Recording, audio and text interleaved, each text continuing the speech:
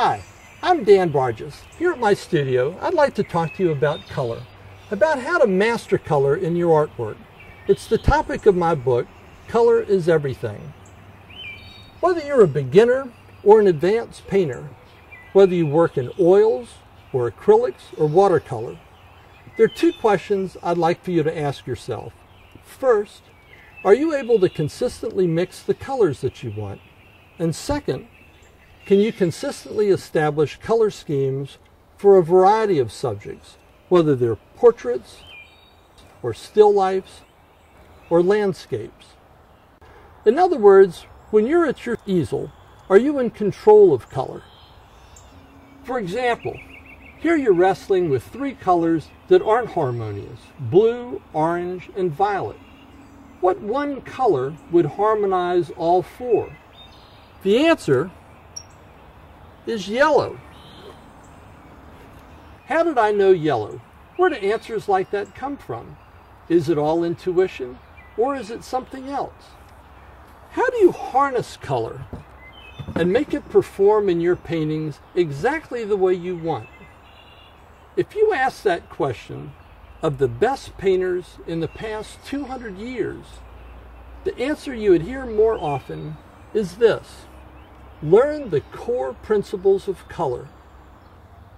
Because once you do, three things will happen. First, you're going to strengthen your confidence in your skills. Second, you're going to paint better pictures. And third, and probably most important, you're going to have a lot more fun painting. Are these core principles difficult to understand? Are they hard to apply? Absolutely not. The French artist Delacroix once said that color is easier to learn than music. It's easier to learn color than it is drawing. Let's look for a minute at how I lead you directly to color mastery in my book.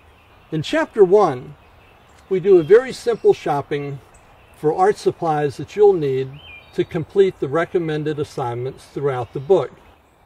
Then with Chapter 2, we set up your paint palette and we plunge straight into painting and mixing color.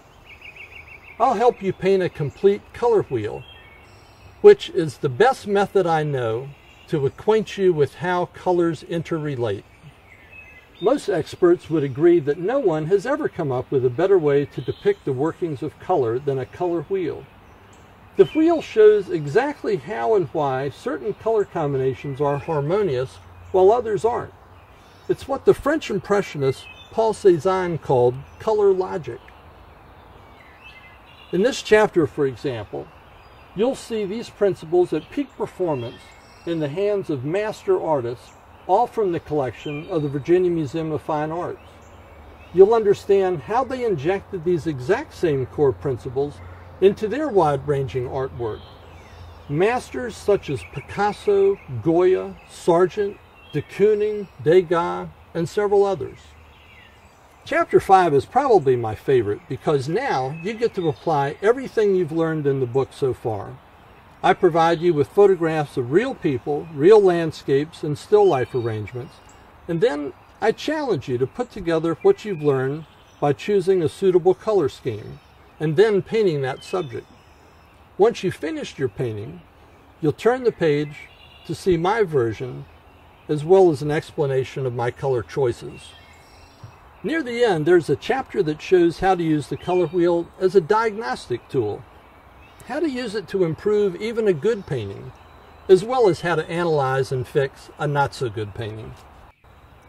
I designed this book with just one purpose in mind: to lead you to the mastery of color, to show you that color can be your strongest, most reliable ally at the easel, instead of some aggravating enemy. You will strengthen your confidence, you'll paint better pictures, and you will definitely have more fun painting.